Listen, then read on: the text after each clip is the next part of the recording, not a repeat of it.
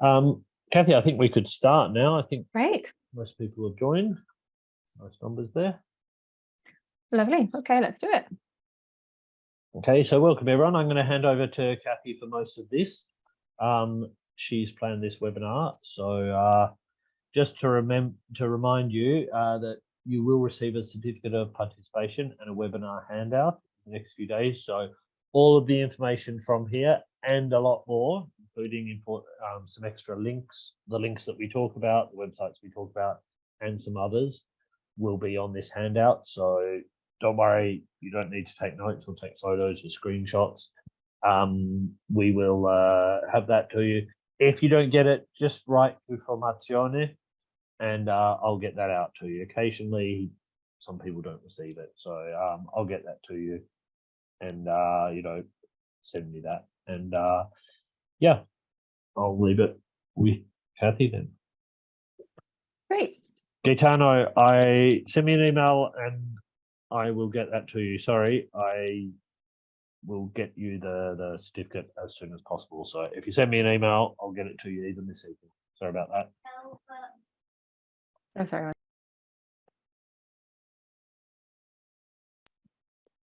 So vocabulary is one of the main building blocks when it comes to learning a language. We expect students to be able to retain vast amounts of new lexis with each lesson, but how much of it really becomes part of their active language? In today's session, we will look at getting a deeper understanding of new lexis in the classroom, recording vocabulary in a different way, and dictionary work. I don't know about you, Kathy, but I always get a sense of satisfaction when my students, like when we're having conversation and I hear a word that we explained a few weeks ago in their conversation. Yeah, exactly. It's a great feeling, isn't it? Definitely. Yeah, and they're using it correctly. That's even better. So by the end of this session, teachers will be better able to teach vocabulary with an on-the-spot method, adaptable in any lesson, aid students in using a dictionary, which is just a fantastic tool, and I don't think we use it enough, and focus on accuracy through a guided technique. So for the most part of this session, we will be looking at a very particular way to record vocabulary, but also talk about the very many benefits there are of using that technique.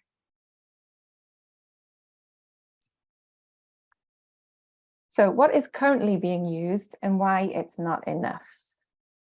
The methods students use are vocabulary lists and grouping by topic.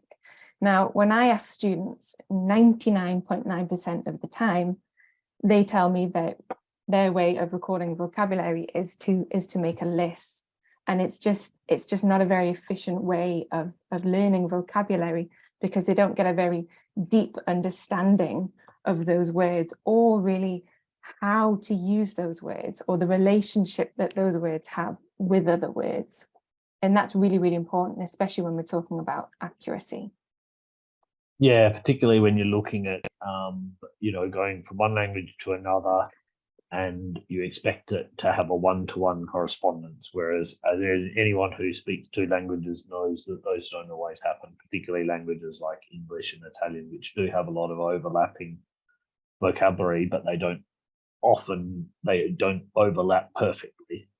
Okay, so things like meet and know and things like that are used in different ways. So I think looking at it in context is going to give you a much better idea. Yeah, definitely, and almost and using vocabulary lists and especially translations doesn't work in our favor for that reason.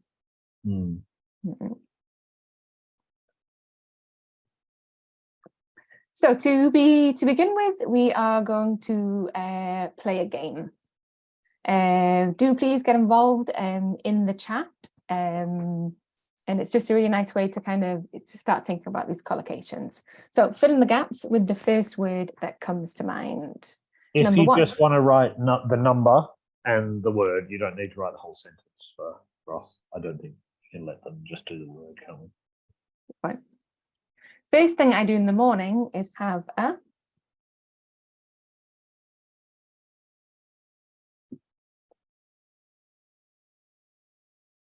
Great. Gaetano said shower. Some people are saying coffee. Okay.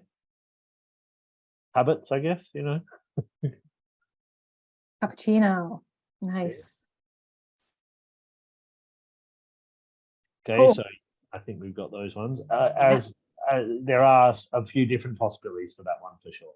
Yeah, definitely have a coffee, have a shower, definitely have a cappuccino. Yeah. Okay, number Great. 2.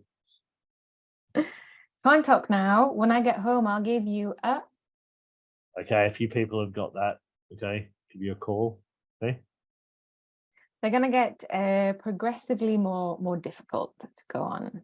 Well, Barbara does a workout first thing. Good on you. Yeah, that is impressive. Mm. Number 3, my dad has always been a smoker. Yep, a few people, Francesca and Romina, have said heavy. Okay, so I think that's the one we're expecting. Okay. Great. Number 4. Oh, we could have chain smoker too. That's another. Yes. Okay. Sorry. Sick. Number 4, we worry the voters were strongly by social media content. Bit more difficult one there. Oh, Teresa's got it, and Francesca. Oh, and a few people, other people now. So yeah, influenced, I think, is the one. Okay. Affected, possibly. I think influence might be better. Okay. And the final one, number 5. It was clear that she meant no harm, but I was scared. Roberta's got it. Okay. So stiff, I think, is the word. Yeah, scared stiff. Okay. Excellent. Yeah, exactly. Scared to death could be a possibility, but if we're looking at one word, you couldn't put to death. Okay. I don't think you can say I was scared a lot. I guess you could say I was very scared, but if it goes after you, I don't think you say I was scared a lot. Okay. Scared stiff is the common connotation there. Okay. Yes. So this exercise is only possible if you know these collocations. A collocation is 2 or more words that are commonly put together. And if we have a look at, for example, strongly, yes, we say strongly influenced, we can say strongly agreed, but we would never say strongly like. And when we put words together that don't collocate, it sounds awkward. And so that's where it's really, sorry, easy error to make, yeah. Okay, particularly if you're translating from another language, because collocations are different in different languages, while the words, vary, can go with many things, but utterly only with a few, for example. And that's exactly why we want to do collocation work with students, to help them avoid making these mistakes, and for many other reasons. So how do we get students used to these collocations and orient them to working on collocations? It's best to begin by showing them what they already know. And so if it was the first lesson I was doing on collocations with students, I might ask them, what words did they think of immediately when I put the verb up, have? Or I might work with the noun exam and ask them what verbs they commonly use with exam. You can even use one of these tables to do some work on some grammar that you might have worked on with them. And for example, dependent prepositions are really, really difficult for many students. So this kind of very analytical way of looking at vocabulary is almost in contrast to what we're doing so much of the time now in the classroom. And we've all, as teachers, we're told to make the classroom communicative, and that we should just be engaging with the students and talking with them the whole time. But I really feel that there is time in class to be doing some really analytical work with them like this. This idea really comes from a guy called Michael Lewis. Here he is. Unfortunately, I forgot to tell you I had to change these sentences into the past because unfortunately he passed away a few years ago. That's true, that's true. Michael Lewis was a renowned linguist and language researcher. He made significant contributions to the study of collocation, a fundamental aspect of language use and communication. Lewis shed light on the intricate patterns and relationships between words that form the backbone of natural, fluent language. His work also provided practical implications for language learners, teachers, and even language technology developers. He highlighted the importance of lexical chunks or fixed expressions that are commonly used together, showcasing how these ready-made combinations contribute to fluent and idiomatic language use. His research revealed that native speakers rely heavily on collocation to communicate effectively and effortlessly. Not easy to say effortlessly. And that learners who become proficient in collocation are better equipped to express themselves naturally and fluently in their target language.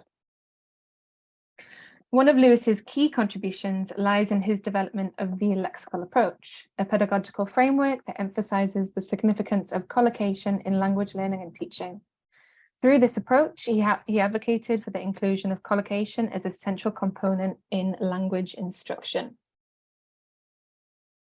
So really, in a nutshell, the idea is that if students can learn their vocabulary in chunks of language, in phrases, then they can retrieve that language so much quicker. And that in itself will make them more fluent, but also much more accurate, because they're not making any of those mistakes in which they substitute the words for the wrong ones.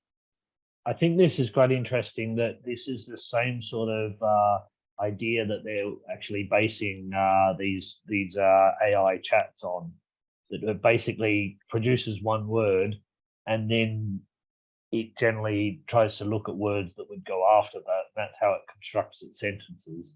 Okay, Yeah, exactly. basing them on the previous 3-4 words and what word is likely to come after that. And so, you know, we're just like a lot of people are saying, we're learning from AI as much as it's learning from us.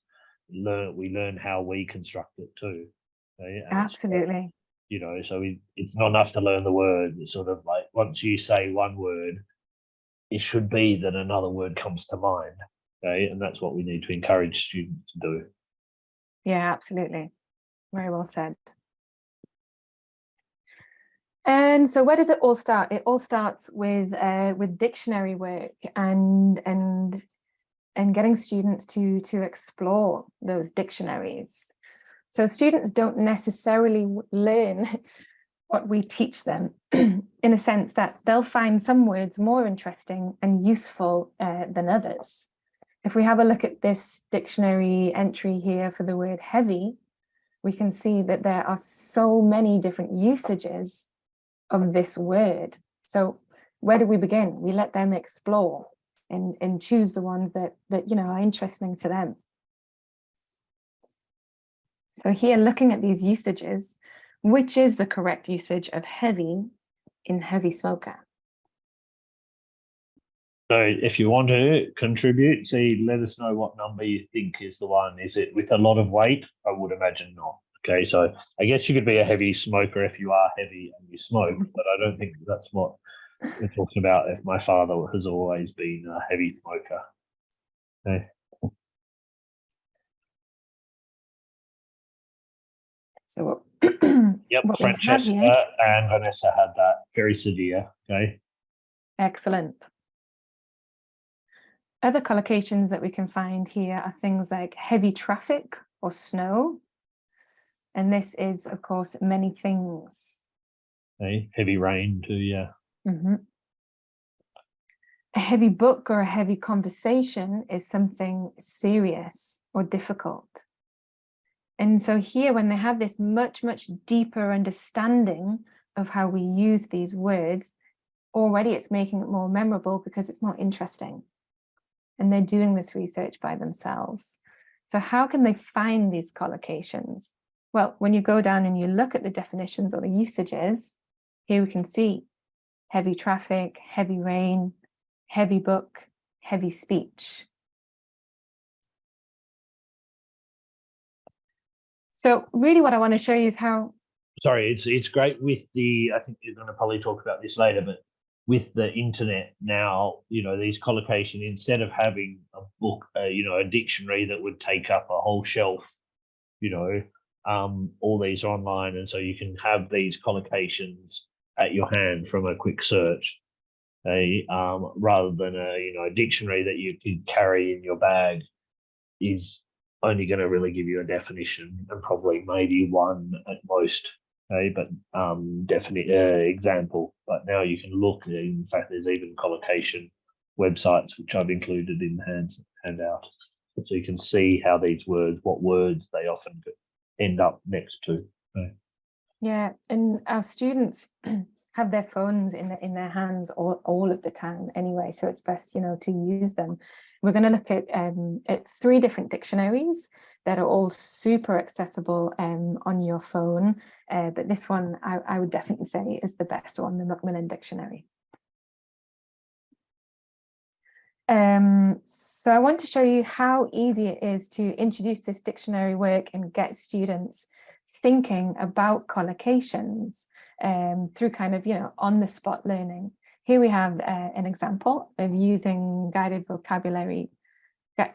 learning vocabulary to introduce a topic in a B1 level class in high school.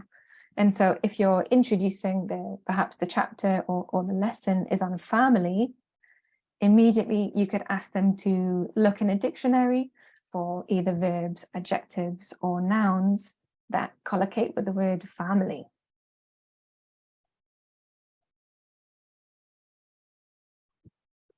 So of course, really, really common verbs that you expect your B1 level students to use with family might be have a family, raise a family.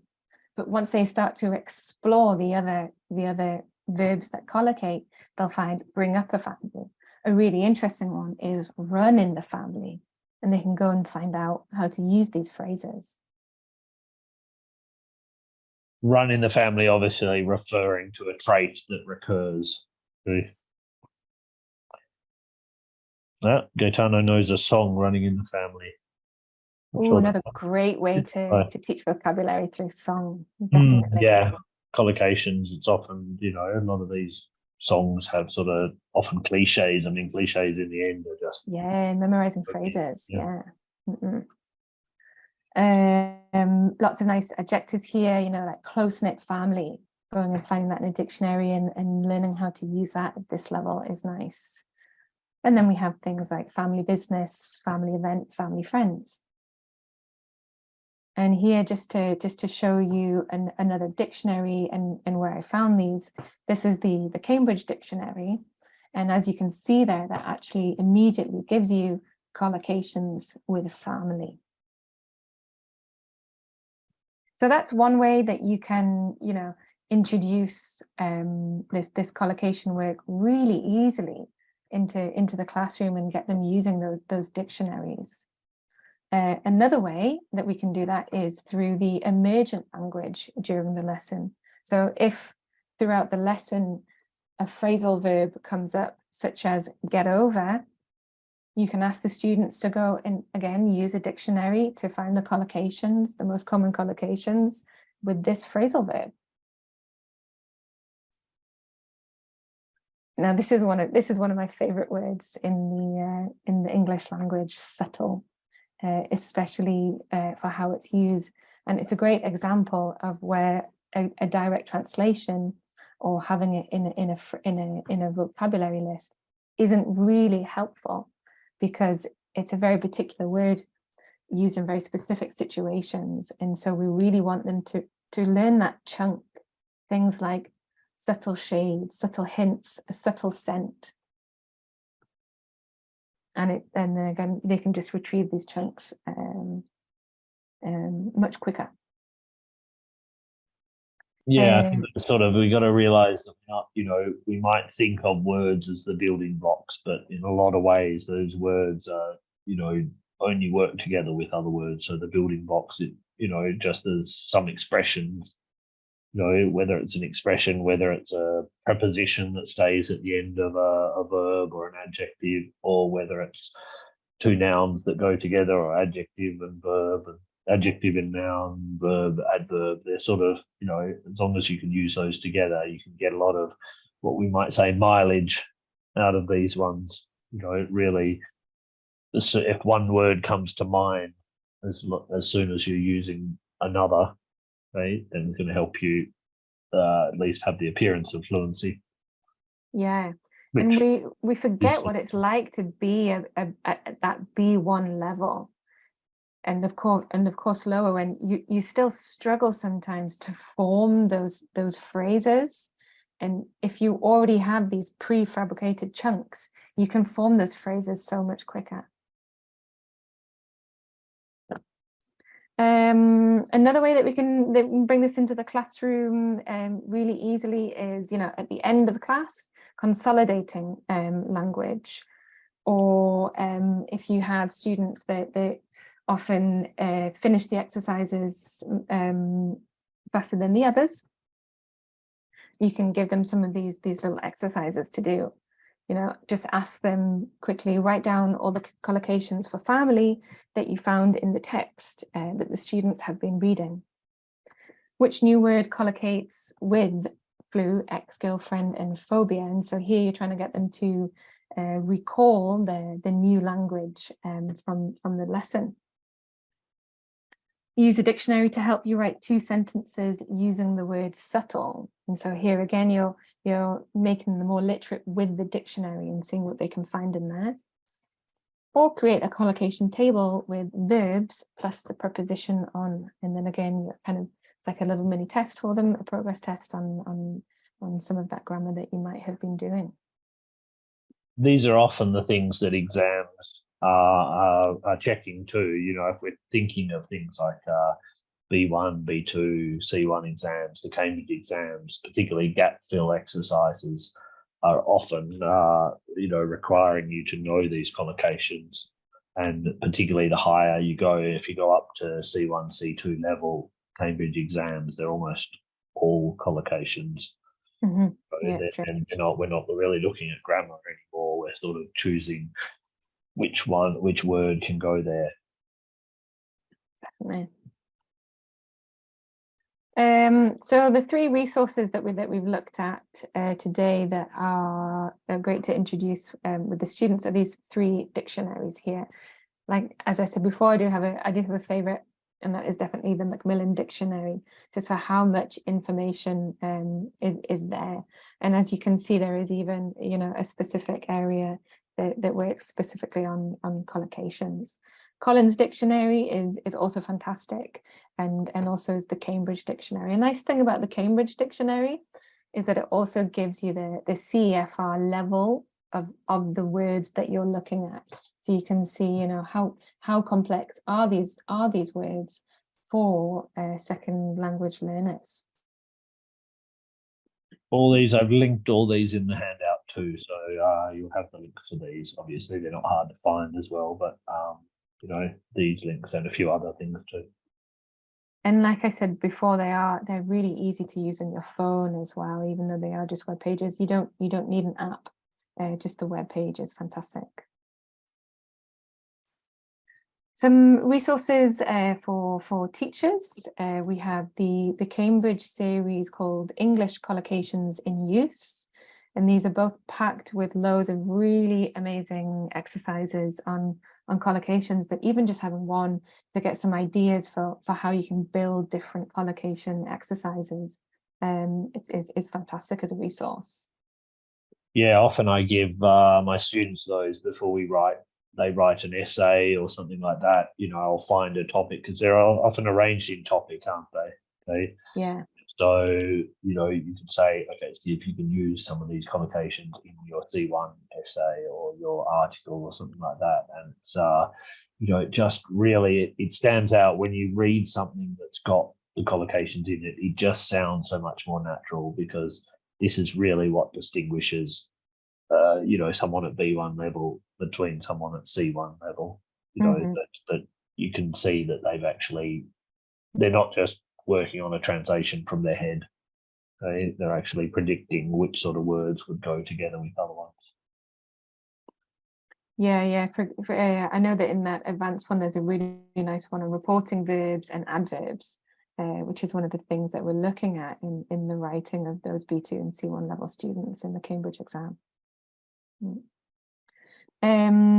The website over here in the right hand side, onestopenglish.com, is a really great platform, and they have a series with the Macmillan Dictionary that focuses on collocations, and every week or so they release a new worksheet, and again they're really nice. Lots of dictionary work there too.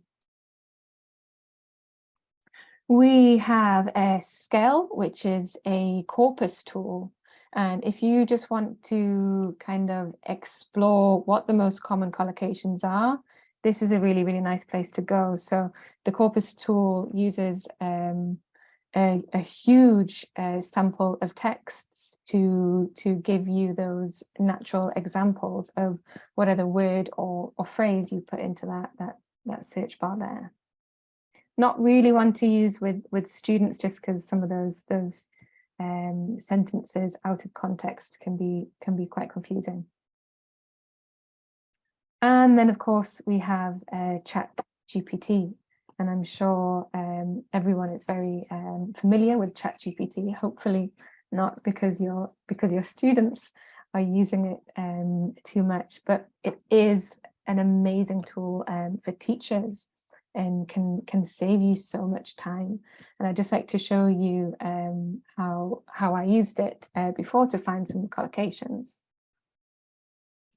And so I might point out, sorry, just to interrupt, I might point out that a few people have been asking us for a webinar on ChatGPT, so we're putting this in, but I think stay tuned, because we might have, after the summer, we might look at doing a whole webinar on ChatGPT or using AI, for lessons, because I think, while the students, we know they're not always using it in the best way, it can be used really productively as a language teacher.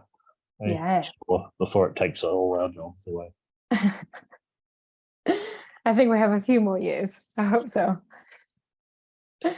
And so the prompt that I gave it here was, make me a collocation exercise based on the following text. And then the text that I fed in to the program was this one about Michael Lewis that we read before. And this is the exercise that it gave me. So here we can see it's a very regular gap fill exercise, and the collocations that it has picked up on there are things like make significant contributions, intricate patterns. I didn't actually really like that exercise very much, so I gave it a second prompt, which was list 10 common collocations in a text. And here, just having that list, I can then decide the type of activity that I would want the students to do. And here we've got some more interesting ones, like shed light on. We have communicate effectively. And so yeah, it's a fantastic tool. It saves you so much time there. This would be great if you want to make your own gap fills, because making your own gap fills is not always easy, because you don't know how, if you remove a word, whether it's going to be obvious how many other words you can put in there. Because if you ask ChatGPT to find the collocations, then those are the ones where you can take part of that away and hopefully expect students to recognize the rest of it, depending on their level, obviously. But that sort of, as we said before, those ChatGPT works. It's basically learned English, whatever language, through collocations, through the massive stuff on the internet. Yeah, and just if you're finding you're short of time and you don't have time to analyze a text, and you can put it in and ask for those things to be highlighted for you. Yeah.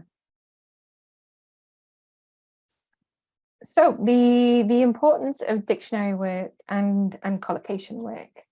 It's a valuable tool that can save you time teaching vocabulary in the classroom. Most dictionaries now use a corpus, so students read more natural language just through seeing those example sentences in the dictionaries. Autonomy. Students begin to explore the language themselves and recognize collocations when they're reading. Meta-language, they engage with the words we use to describe language when we do analytical exercises with them. And of course, accuracy and fluency at the same time. They're learning not to use the wrong words in the wrong place, and they're able to retrieve these chunks of language or prefabricated language much quicker than trying to form phrases word by word. So in conclusion, introduce students to collocations and dictionaries often, but for short periods. These little exercises are really best used as kind of bite-sized pieces, is my belief. Yeah, we don't want to overwhelm them. I mean, it's the same as giving them a list of vocabulary to learn. You know, Yeah. it's going to overwhelm them. It's like, you know, if you give them too many phrasal verbs, then it just confuses them and they mix up one with another. But I think the key here is to, you know, give them language in context, you know, and that's going to, so give them an example instead of just giving them the words, give them the words around it, like that. Particularly when we're talking about things like adjectives and adverbs, which strongly collocate. Obviously, verbs can be used in many different ways and nouns, but adverbs and adjectives often collocate closely with other words. Yeah, absolutely. And what is it? I think we can memorize up to 7 to 10 new phrases a day. And so if we look at something like heavy and how much the students can go and learn just as that base word, the root word, there's so many phrases just right there. Make vocabulary lists about more than just single words and translations by introducing collocation tables. Rosalaria in the chat said, yeah, she wishes her students use dictionaries. They usually only use Google Translate. Okay. You know, there's a time and place for those things, but I think, yeah, for sure. And, you know, but I mean, I think you could also show them that these websites are actually more than just looking up a word. You know, there's these collocations sort of work to some extent like the Google Translate now. The dictionaries can do that sort of thing, can give you the word in context. So, you know, maybe showing them that it's more than just a one-to-one, translate this word, translate that sentence. It can actually, a dictionary can show you how to use it in the future as well. Yeah, and that links nice to the next point, and encourage autonomy and ownership of lexis. And so if we can encourage them to use dictionaries a little bit more, then we hope that they will go and search for the phrases that they want to use, instead of feeling like it's always the teacher who's telling them the words that they need to learn. Barbara asked for an example of a collocation table. I think these are the things we looked at before in the webinar, where we had we go back. They're in the handout. Here we go. These sort of things where we have get over, and then the expressions that can follow that. So get over a cold, get over the flu, get over an ex-girlfriend, get over a phobia of something. So that's a table in the sense of get over collocates with all those sort of expressions. Okay, don't worry, all of these tables and texts are in the handout, so you have those there. Obviously, these are just some examples. You can make your own, okay, based on the things you find in the dictionaries themselves, and some words. Some books will have them also.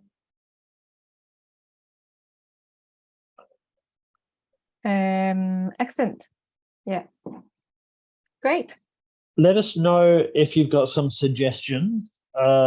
We, as I said, we've listened to your suggestions for one on ChatGPT.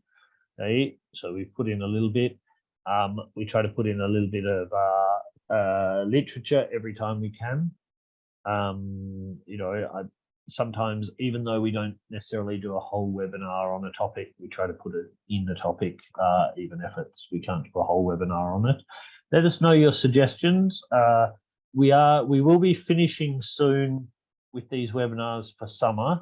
Okay, I think everyone's getting a bit busy with end of year tests, or getting ready to finish up the year. So I think that's why we've gone down to once every 2 weeks. And I think next week we're going to be on our final webinar for the academic year. Kathy's going to join us for that again. Okay. Thanks for your attention. As I said, if you don't receive your certificate of participation or a handout with all this information on, please just drop me an email there and I'll get it back to you. Okay. And please join us for our next webinar, which will be the last of the year, okay, on Thursday, the 8th of June. Okay.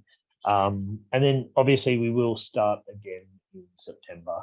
Okay, but I think we can have a nice break, and while Kathy and I and our colleagues start concentrating on our summer centres, which maybe we'll see some of you there as group leaders, okay, or some of you students maybe as well. Okay. Yeah, so, I look forward to meeting you all in person. Thanks a lot, Kathy. Okay, it's a really useful webinar, I think, and we'll see you again in 2 weeks, and we'll see everyone else again in 2 weeks, and more people as well, I hope. Okay, thanks again. Thanks everybody, wishing you a great evening. Okay, let's just, hang on. Okay, thanks a lot, guys.